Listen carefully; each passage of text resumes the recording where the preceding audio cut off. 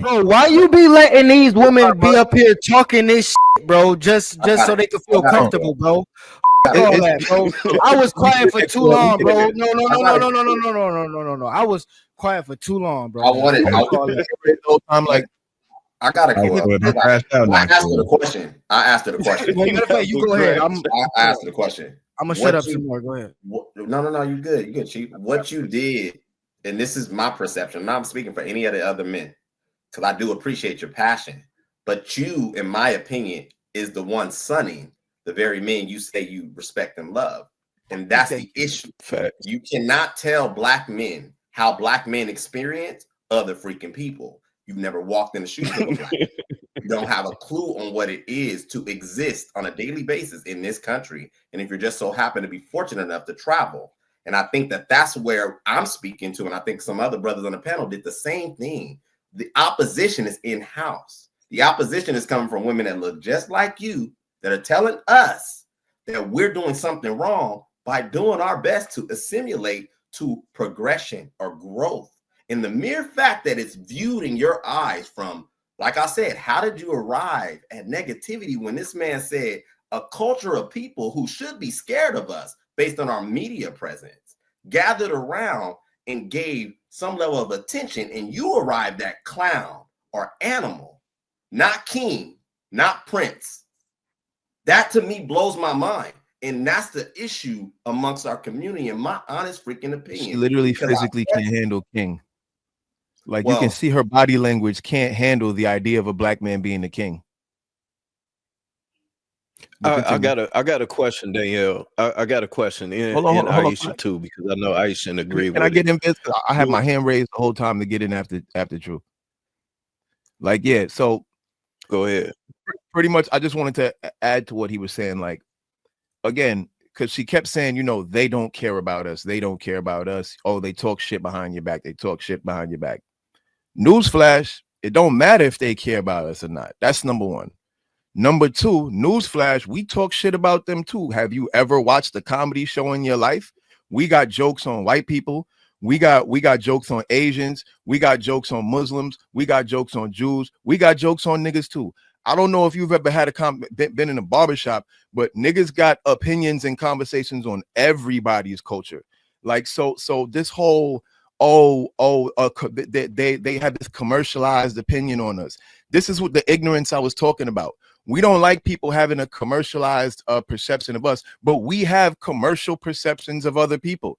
We have ways that we think other people are. We have ways that we think other people behave. If I told you a guy drives a Ford 150 pickup truck, has on blue overalls and a trucker cap, you're gonna probably assume racist Trump supporter, correct? Because you have also a commercialized view. You could say no, but we all know we all thought the same thing. Why? Because we also have commercialized views of people. We have those as well. So it's like, why we keep emphasizing that people have a commercialized view of us as if that's not just a human thing to do, as though that's something that's specific to black people, is crazy to me. And again, like True said, the problem isn't outside. The problem is within. The problem is that we would be in a completely different place if our women cared about us. Not because you said we would be in a different place if they cared about us, if these people cared about us. No, forget these people. We'd be in a better place if our women cared about us.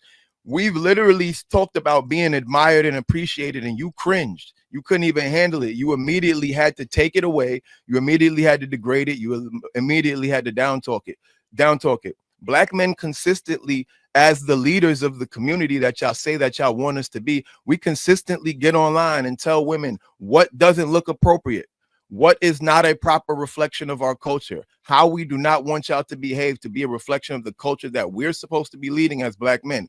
And what do the black women consistently do? They consistently tell us, we don't care. We don't care what you want us to wear. We don't care how you want us to speak. We don't care what music you want us to listen to. We don't care how you want us to conduct ourselves in public. We don't care who you think we date. We don't care how you think we should breed and reproduce. Black women have exercised on multiple levels that they do not give a shit about what black men want or black men's experience. And then those same black women are consistently gaslighting us and telling us that our enemy are the people of the outside races. when the main thing that's stopping us from building our structure and outpacing those races is being in accordance with you. That's literally the main thing that they have over us. Their women fall in line. That's one of the main things. It is a known fact that our women are extremely difficult to marry, extremely difficult to date. This is a fact. This is known. They have the highest divorce rates in any pairing, any racial pairing, any way you flip it. Black women have the highest divorce rates. That's not because black men just don't like black women. That's not what it is. It's that y'all have this programming in y'all that y'all will not give up. And y'all are still focusing on this black thing. Black. Oh, black, they don't like y'all. We're literally trying to get to the wealth.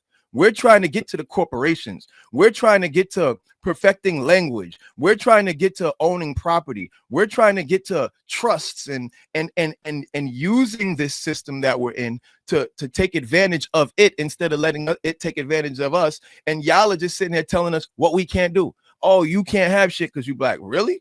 Well, tell all these wealthy motherfuckers that, because there's a million wealthy black people that have a lot of shit. You keep telling me an American-born black man I can't have shit, and then Matulu comes the fuck over here from fucking Nigeria, and in 2 years Matulu is able to become a fucking millionaire, and his family is falling in line. When Matulu says my daughters don't dress this way, guess what? They don't dress that way, and that's why Matulu's daughters all graduating college with high honors and becoming doctors and lawyers, and a lot of the kids in the American black community aren't doing that. So really, instead of the black women telling us who we should like, who we shouldn't like, who we should be afraid of, what we should be scared of when we're the ones dealing with the police and we're the ones fighting these battles, how about y'all just do what we ask y'all? How about y'all focus on the stuff we ask y'all to do? How about y'all focus on tackling the problems we need y'all to tackle instead of worrying about our shit?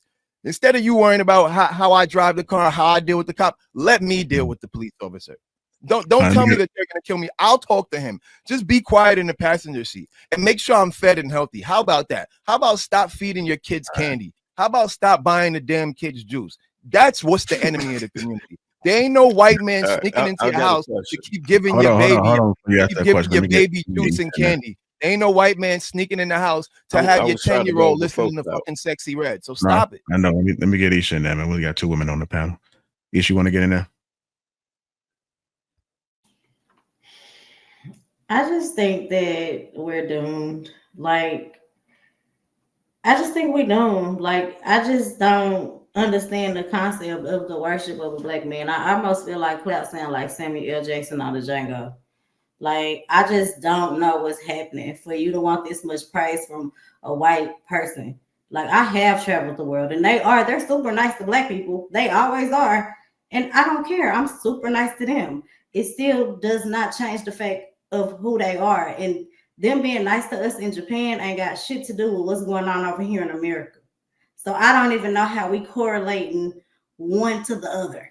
Like, yeah, of course they're nice. I've traveled the world extremely nice. I've had people give me their plane seat, and I still be like, okay, goodbye. I gotta go home and deal with what I have to deal with in my own country, because to me, what matters in my community is what's going to move us forward. So I don't really correlate one thing with the other. White people are nice. Some of them can be great. You know what I'm saying? I've never not said that. I'm not saying every time I walk in a room, somebody being racist. I've never had that mentality. I don't feel that way, like, at all. But I just think, to Danielle's point, systematically it has oppressed us. And so we're just like, okay, acknowledge that. We're not telling you guys to be a victim.